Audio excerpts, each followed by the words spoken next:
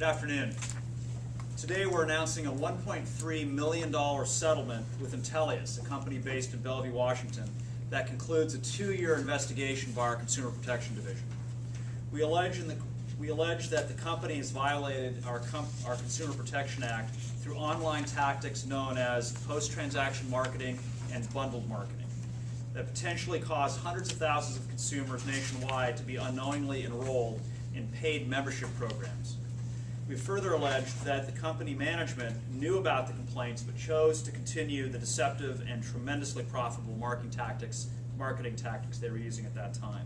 Simply put, Intelius chose cash over candor. Despite a continuous stream of complaints from its own consumers about mysterious charges showing up on their credit card accounts, despite the company's own consultant believing that their advertising practices were causing confusion, and despite a recommendation from the company's own staff to make it easier for consumers to opt out of additional purchases, the company would not change course. Some key outcomes from this settlement. First, it prohibits Intelius from accepting advertising from Virtru Inc., Web Loyalty Inc., and Affinion. Second, it prohibits Intelius from transmitting a consumer's financial information to any third party to enable that party to bill consumers. Third, consumers must provide their express agreement before being enrolled in a membership program, and all terms must be clearly communicated to the consumer. In addition, Intelius is required to refund some Washington consumers who were enrolled in its own Identity Protect program. Let me tell you a little bit about the world of post-transaction marketing. Post-transaction marketing plunges the consumer into an online labyrinth where the only way out is to click and click and click some more. Up front, you think you're just agreeing to pay $1 or $2 to conduct a simple phone number search, for example. But one wrong turn and you're enrolled in a membership program that costs you $20 or more per month. And you don't realize that until later on if you happen to catch it on your credit card bill. This marketing practice gained notoriety in November 2009 when the United States Senate Commerce, Science, and Transportation Committee released an investigative report accusing web companies of duping consumers. I submitted testimony in connection with the committee's hearing and pointed out that investigations by our office suggest more than $50 million has been deceptively obtained from Washington consumers by a handful of these businesses.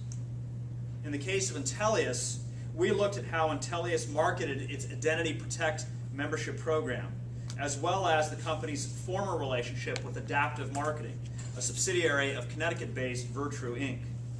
Adaptive runs a variety of membership programs that offer services including credit monitoring, roadside assistance, and retail discounts. Here are some numbers to consider. We've alleged that more than 800,000 consumers nationwide were enrolled in Identity Protect in 2008, the first year that Intelius used bundled marketing. Only 54,181 of those consumers actually used a membership benefit in that program out of 800,000. Meanwhile, Intelius billed them an estimated $62 million. During 2007 and 2008 combined, Intelius also earned more than $35 million in adaptive commissions for consumers nationwide. The adaptive pitch included an offer to get $10 back for taking a 2-question survey. The survey was just an attention grabber. Our investigation indicated that neither Intelius nor Adaptive actually looked at the results of this phony survey. As many as 80% of Intelius consumers or customers ended up enrolling in an adaptive program. In Washington State alone, nearly 19,000 consumers enrolled in adaptive programs during a transaction with Intelius between July 2007 and July 2008.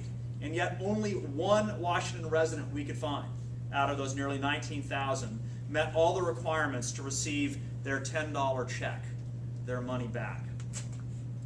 I want to thank Assistant Attorney General Shannon Smith, Investigator Chris Welsh, Paralegal Talia Zimmerman, and Forensics Investigator Rebecca Henderson for their work on this case. We have a consumer who we think will be here shortly named Becky Cook, who filed a complaint with our office in September 2009 after she noticed strange charges on her credit card. She'll share her story with us when she arrives. The bottom line with these unfair and deceptive practices is quite simple.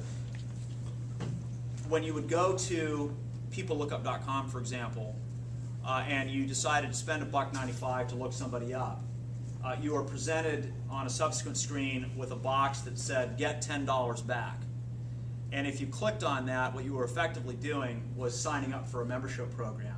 If you didn't read the disclosure carefully, you didn't understand what you were signing up for. In fact, the button they encouraged you to click was the button that said, yes, and show me my report.